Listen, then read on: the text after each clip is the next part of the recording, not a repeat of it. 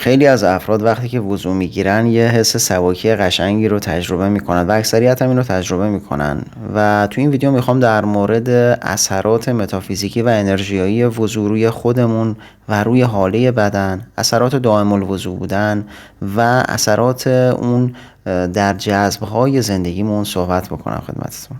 وضو شاید برای ما مسلمان‌ها عادی شده باشه، اما وقتی که از دید انرژیایی بهش نگاه میکنیم یه تکنیک قدرتمنده برای پاکسازی، ارتعاش و هماهنگی با نور الهی و میتونه تغییرات بزرگی رو در حس و حال و انرژی ما ایجاد بکنه، خصوصا کسایی که مدت زمان زیادی وضو رو نگه میدارن یا اصطلاحاً بهشون دائم الوضو میگن. هر بار که وضو میگیری در واقع داری لایه‌های انرژی منفی و فرکانس‌های پایینی که روی بدنت و منظور روی حالی بدنت تجمع پیدا کردن رو اینها رو داری پاک میکنی. این لایه‌ها ممکنه که از خشم اومده باشه، از ترس اومده باشه، از حسادت اومده باشه یا به خاطر انرژی منفی محیط باشه. اما وضو علاوه بر این که در ظاهر شستشو میده، در باطن داره انرژی‌های منفی شما رو هم پاک میکنه. بدن ما مثل یه گیرنده و فرستنده انرژی عمل میکنه و امروزه دیگه اینا هممون میدونیم.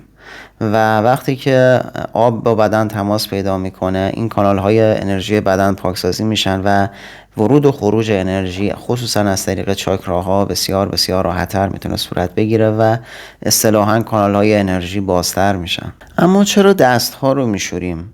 ببینید، دست ها در واقع مرکز تبادل یا انتقال و دریافت انرژی هستن و خب خیلی از مواقع ما میدونیم کسایی که انرژی درمانی میکنن از طریق دست ها انرژی رو منتقل میکنن و خیلی از مواقع انتقال انرژی از طریق دست ها صورت میگیره و وقتی که شما دست ها رو با اون نیت خوب و پاکی که البته همراهش هست میشورید، در واقع کانال انرژی دست ها پاکتر میشه و دریافت و انتقال انرژی هم راحت‌تر صورت میگیره. یکی از بزرگترین فواید این که ما آب رو روی صورت هم میریزیم در هنگام وضو اینه که آب به مرکز چاکرای چشم سوم برخورد میکنه، یعنی همون ناحیه پیشانی، و این باعث میشه که ذهن و فکر آرامتر بشه و ارتعاشات بالاتری رو دریافت بکنه. در مورد علت شستن پاها باید بگم که پاهای ما ریشه های ما هستن و ارتباط ما با زمین و انرژی های طبیعی رو برقرار میکنن و وقتی که حالا شیعیان پاها رو مسح میکنن،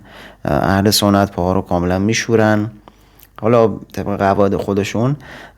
این کار کلا باعث میشه که ارتباط شما با زمین بهتر برقرار بشه، اتصال به زمین در واقع صورت بگیره و همچنین جریان انرژی از زمین به بدن بازتر بشه. وضو علاوه بر جنبه انرژیاییش روی ذهن و جسم ما هم اثرات خاص خودش رو داره. مثلا باعث کاهش استرس و اضطراب میشه، باعث افزایش احساس آرامش و احساس سبکی میشه و یکی از تاثیرات خیلی جالبی داره که خصوصا برای افرادی که محصل هستن بسیار موثره، افزایش تمرکز و وضوح ذهنی هست که به این گروه از افراد واقعا پیشنهاد میکنم که تجربه کنن با وضو درس خوندن رو با بدون وضو درس خوندن رو در واقع مقایسه بکنن، ببینن که واقعا عملکرد ذهنشون آیا متفاوت میشه یا نه و تجربیاتشون رو بگن. اما بریم سراغ چند تا نکته عملی در مورد این که چطور از وضو بیشترین بهره‌مندی رو داشته باشیم. همیشه وقتی که وضو میگیری جز نیتات این باشه که در واقع انرژی‌های منفی هم پاک بشن و انرژی‌های مثبت و نور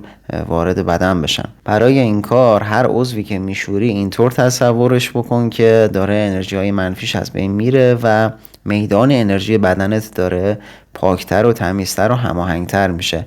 همین یه تغییر رفتار کوچولو خودش بسیار اثرات قدرتمندی داره. کسایی که تمرینات روحانی انجام میدن یا تمرینات مدیتیشن انجام میدن، اینا اگر با وضو این کار رو انجام بدن واقعا کارشون چندین برابر آسان‌تر و عمیق‌تر میشه.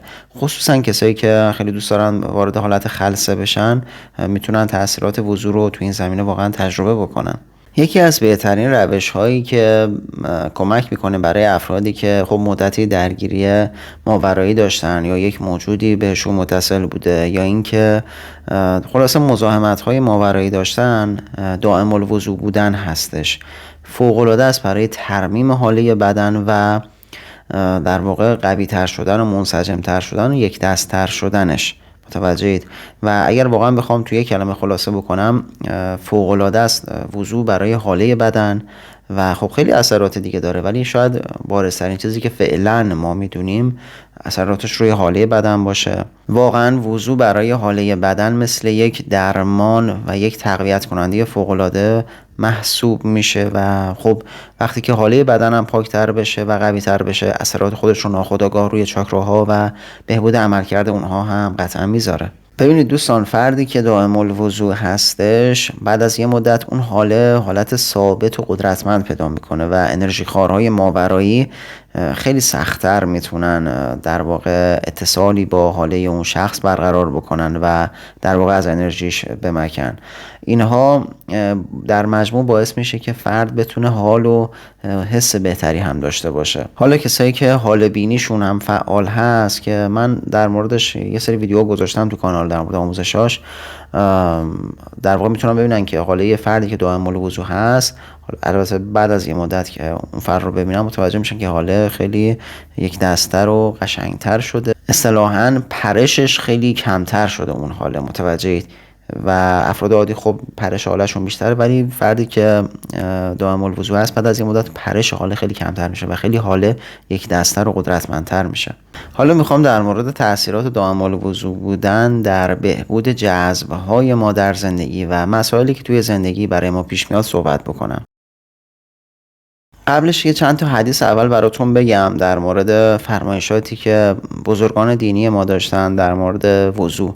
خب خیلی از مواقع ائمه سفارش کردن که شما حتی روی وضو بگیرید و این خیلی فرمایش عجیبیه و الان دیگه ما علتش برامون روشن شده. در واقع وقتی شما روی وضو هم وضو میگیرید، یک نوریه روی نور دیگر و این باعث میشه که در واقع ارتعاش شما هی بالاتر بره و حاله بدن شما بیشتر پاکسازی بشه و با فرکانس الهی هماهنگ‌تر بشید. به خاطر همینم امام صادق علیه السلام در این زمینه حدیثی دارن که حالا براتون میارم و میگن که در واقع وضو نور است و وضو روی وضوی دیگر نوری بر روی نور دیگر است.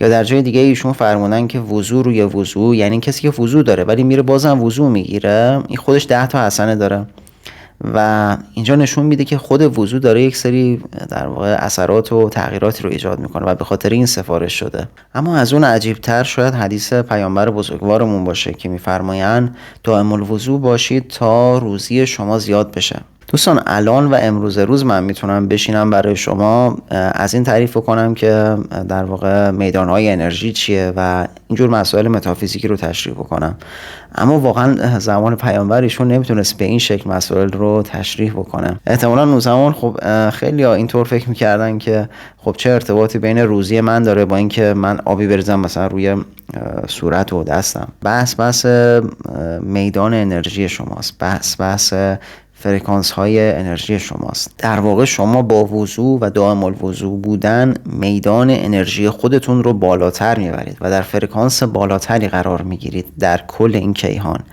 و انرژی ها و میدان های انرژی بالاتر مثل خوشبختی بیشتر، مثل نمیدونم نعمت های بیشتر، رضایت بیشتر، حس خوب بیشتر توی زندگی و اینجور مسائل، اینها که توی مدارها و فرکانس های بالاتری هستن، شما با این جور فرکانس ها هماهنگتر میشید و میتونید اونها رو جذب بکنید و اصطلاحاً وارد زندگیتون بکنید. در واقع وقتی که وضوی شما دائمی هست، ارتعاشات پایینی که داشته از شما ساطع میشد خب خیلی کمتر میشه و ارتعاشات شما سطحش بالاتر میره و فرصت ها، شرایط، اتفاقات، افراد، ایده ها و کلاً مسائلی که مربوط به ارتعاشات بالاتر میشد میتونه با شما هماهنگ بشه و اصطلاحاً وارد تجربه زندگی شما بشه. دیدی یه سری ها همیشه اتفاقات خوب و خوشبختی رو تجربه میکنن، همیشه همه چیز براشون بهتر میشه و یه سری ها همیشه روی مدار بدبختی هن، همیشه روی مدار در واقع اتفاقات بد، تجربه های بد و اینجور افراد اصطلاحاً میگن، حالا یه مسئله هم هست، میگن هرچی سنگ برای پای لنگه، واقعا همینه. چرا؟ چون اون فرد توی فرکانس و ارتعاش پایینه، توی این مدار، توی این ارتعاش دائما داره با اون مسائل ناخواستش برخورد میکنه، دائما داره با مسائلی که حسشو بد میکنن، مسائل ناخواستش برخورد میکنه. اما کسی که تو ارتعاشات بالاتر هست که خب یکی از راهاش همین دائم الوضوء بودنه، این آدم میتونه با ارتعاشات بالاتر با اتفاقات بهتر، اتفاقات، شرایط، افراد، آدمایی که توی مدار بالاتری هستن، توی فرکانس بالاتری هستن، تو اون مدار باشه و ناخودآگاه در این چرخش با اونها هم برخورد میکنه از لحاظ فرکانسی و انرژیایی. و جهان به این شکل دوستان، جهان به این شکل داره کار میکنه.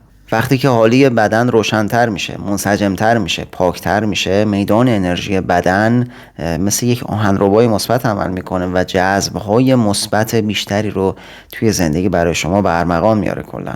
دوستان در روابط هم همینه ها، یعنی حاله روشن‌تر و منسجم‌تر و اصطلاحاً میدان انرژی بالاتر، فرکانس بالاتر، خودش افراد بهتری رو هم جذب زندگی شما میکنه. حالا در مورد ازدواج، در مورد شغل و کار، در مورد مشتری، در مورد همه مسائل و کلا باعث میشه که انرژی منفی محیط ها و همچنین انسان ها هم روی شما کمتر اثر بذارن. ان شاءالله در پناه خداوند باشید. خدا نگهدارتون.